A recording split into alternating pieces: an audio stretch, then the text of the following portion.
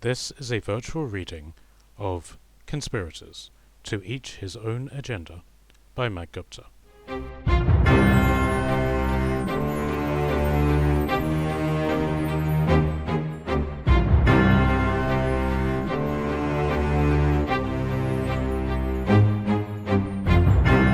Chapter 30.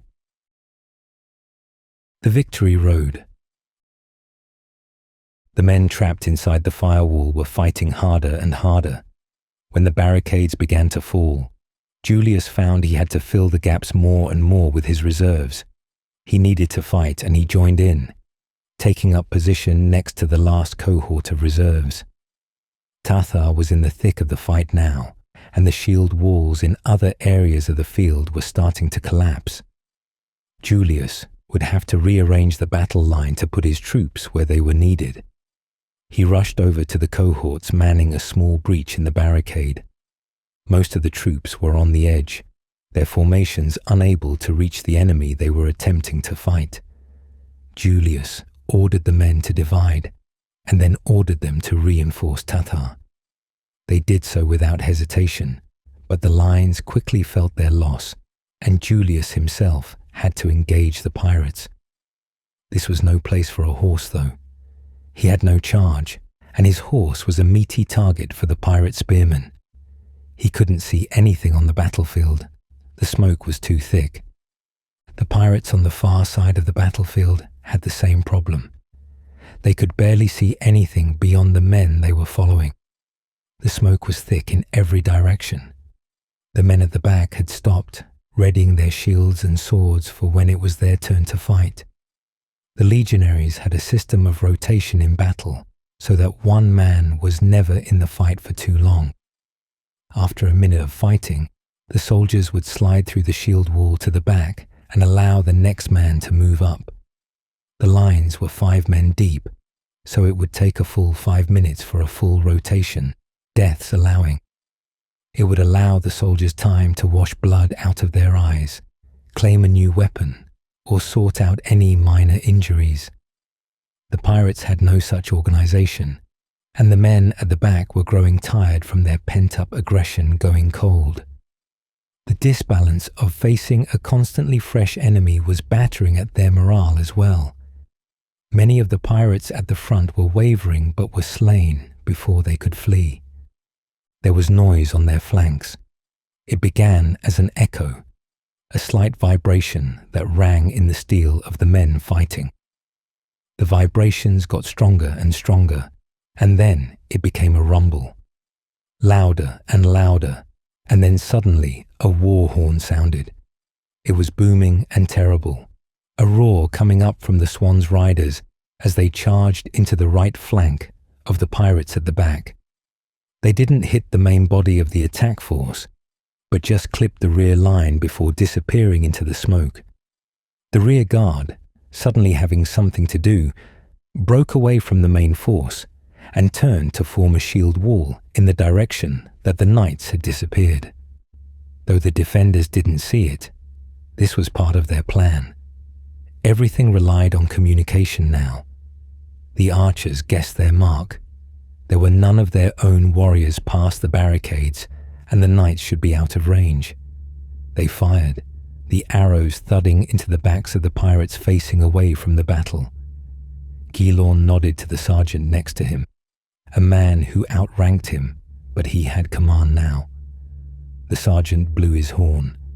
The sound echoed across the battlefield, and the knights charged again.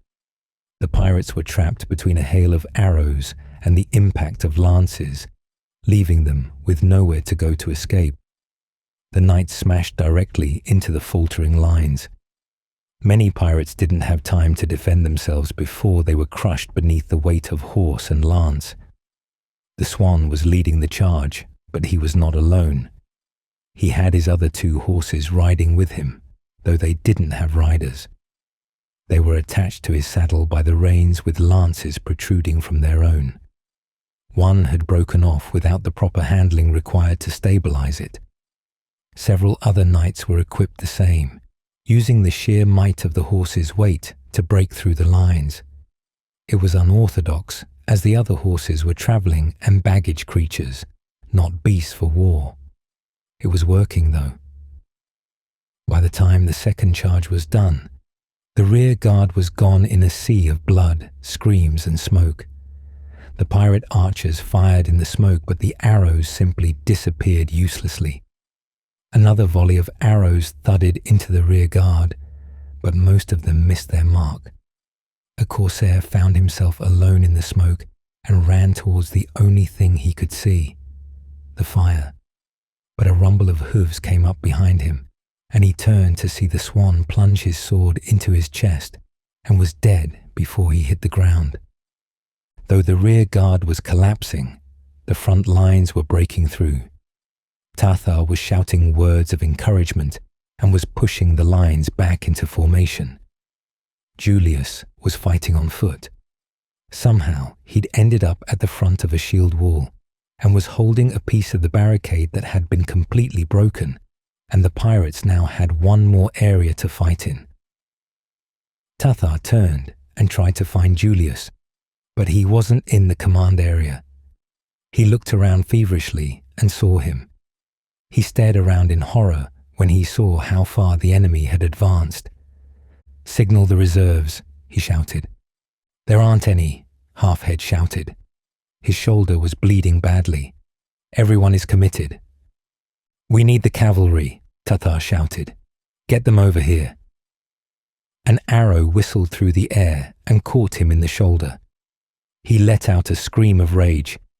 "You bastards," he shouted, wrenching it out and throwing it to the ground. "Take my horse," Julius shouted from the lines. "The swan will be on the right." "Ranger," Tathar shouted. "Take the prince's horse. Find the swan. Bring him here." "Is he talking to me or you?" Yorlam asked, lowering his bow momentarily. "I'm the Kingslayer. You're a ranger."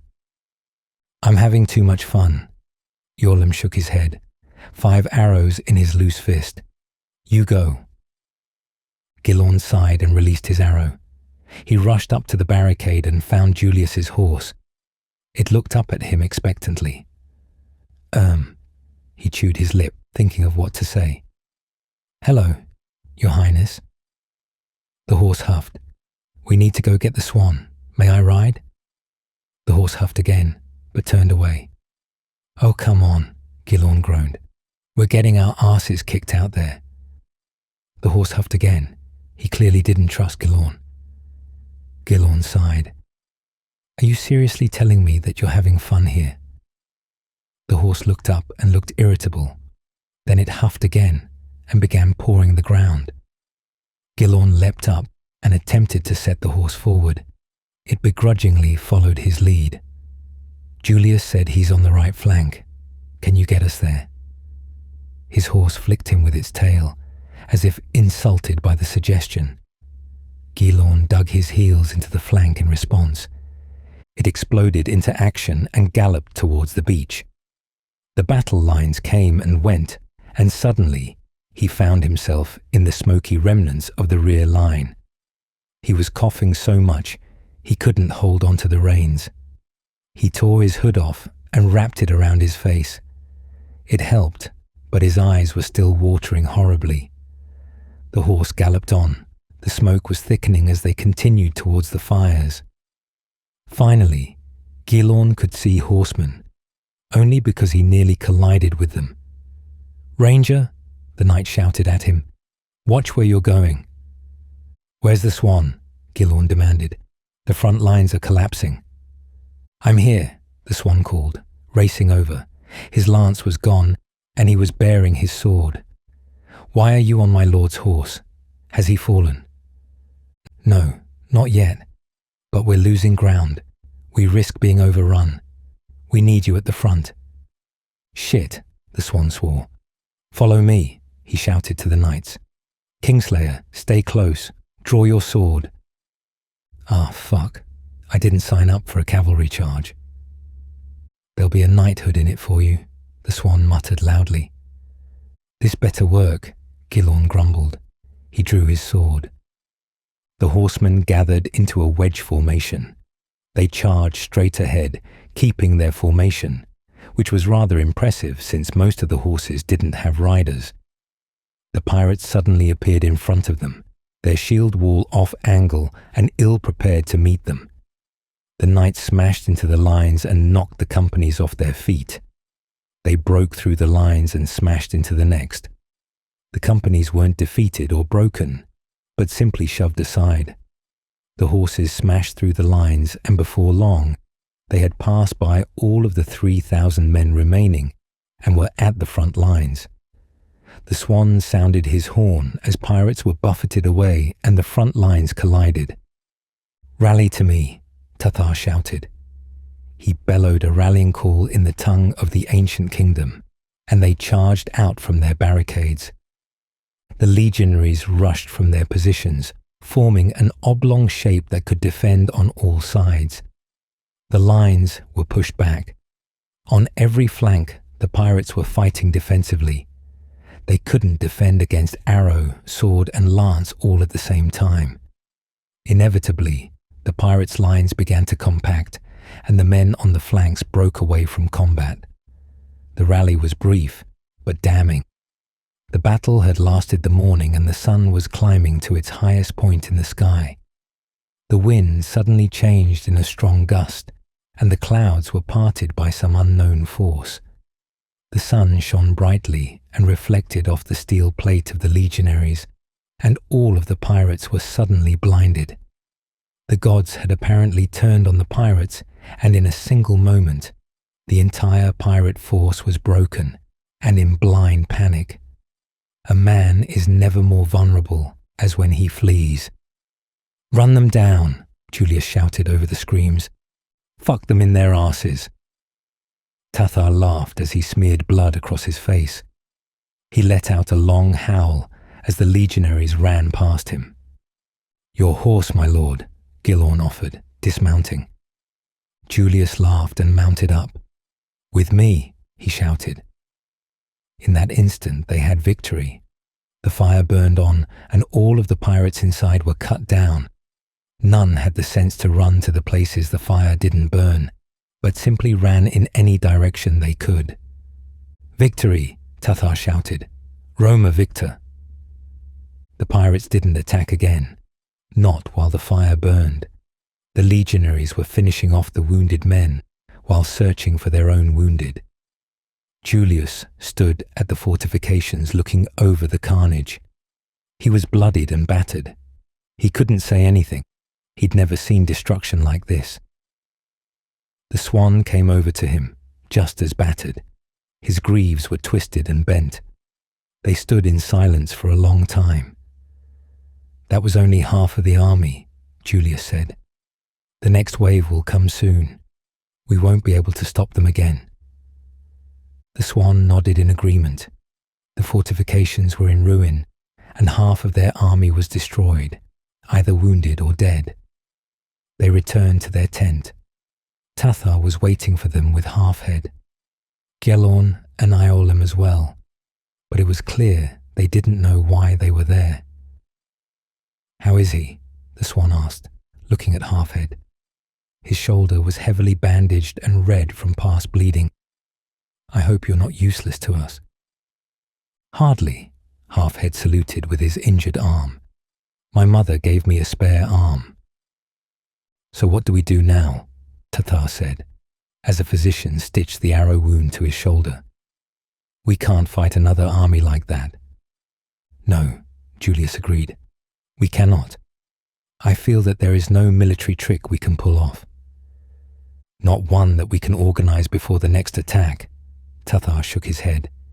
"We can only retreat. They would just hop on board their ships and chase us down. If we leave, then everything we have done would have been for nothing." The Swan sighed, looking down at his feet. "Our fallen brothers deserve more than that. We leave and we open the realm to all the pillage and plunder that they died to stop." "Then what do we do?" Gilorn asked. "Assassinate the fleet master?" "None of us are assassins." Tathar shook his head. His recent experience seemed to have changed his mind on where the Rangers stood in his view. The two of you are talented in stealth, but you will be caught. What do we do then? Yolim asked. There is one thing, the swan stated grimly. The army has its numbers, and that is what its strength is. We can break this army in defeat. We hold our ground. We fight to the last man. Every one of us takes 10 of the enemy with them. They break upon us, and they lose their will for combat. News of how battered the enemy army is will spread. Then another force comes here to finish them off. My army is assembling, 2,000 men. With enough damage, they can destroy them all. Tathar nodded. This will work. But we will die, Yolim protested. You cannot ask the men to do that. We can. Tathar stood up, glaring, the needle and thread hanging limply from his half-stitched shoulder. We are soldiers. It is our oath to die for our country. Nothing is more sacred. Julius nodded. Put the word out. We hold our ground here. Any man who can still wield a sword. Galon stood too.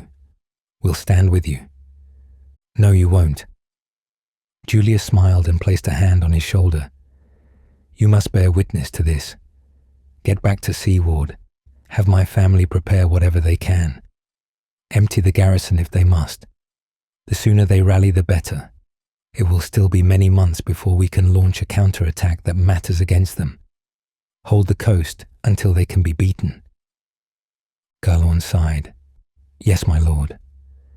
Kneel, Julius commanded. Gilon did so, and Julius drew his sword, which was now stained red and black with blood that had been burned in with the heat. Kingslayer, I hereby name you a knight of Seaward. Safeguard the helpless. Be honest and just in all things. Honor your father and love the realm. That is your oath. Rise a knight or not at all. He tapped him on both shoulders. Gilon stood up and Julius nodded. Thank you, my lord. No, Julius smiled. Thank you for everything. He struck him across the face with his gauntlet, the metal cutting a wide gash in his cheek. Let that scar bear witness to your oath. Any message for your family, my lord? Gilon managed, after working his mouth to dull the pain. Other than the instructions for the realm. Julius thought, and then pulled the necklace off from his neck. He gave it to Gilon. Tell my sister to give this to my nephew, when he's born. I will, Gilon nodded. You should go, Julius said. The smoke will cover your escape. Pharas will fall when they are finished here, so evacuate the wounded from there. Gilon nodded, and the two rangers left. When they worked their horses through the debris, Gilon looked back. From here, he could see the whole battlefield. The tiny force in the ruins of the fortifications and the huge horde of pirates at the beach. Yolim urged him on and they left.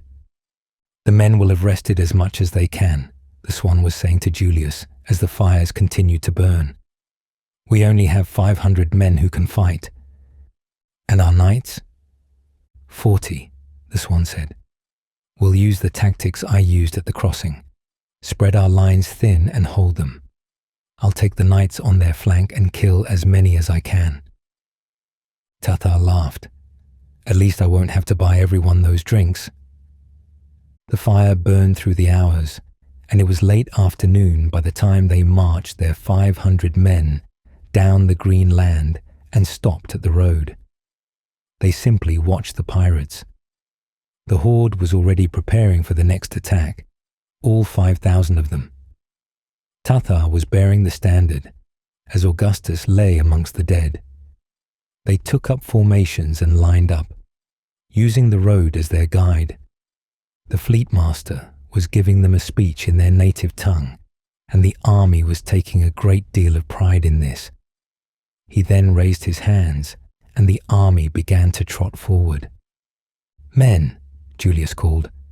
There was no stirring echo to his voice, his tone quite expressionless. We fight for the kingdom here. We will fight until the last. No retreat, no surrender, not to this scum. Hold your ground and take as many of them with you. Only grasslands of heaven wait for us. Our fathers will look down at us with pride. Let this moment be etched into history. Fighting with you has been my honor. Fight with me once more. Shield wall, Tathar shouted. Show these pissheads how to fight.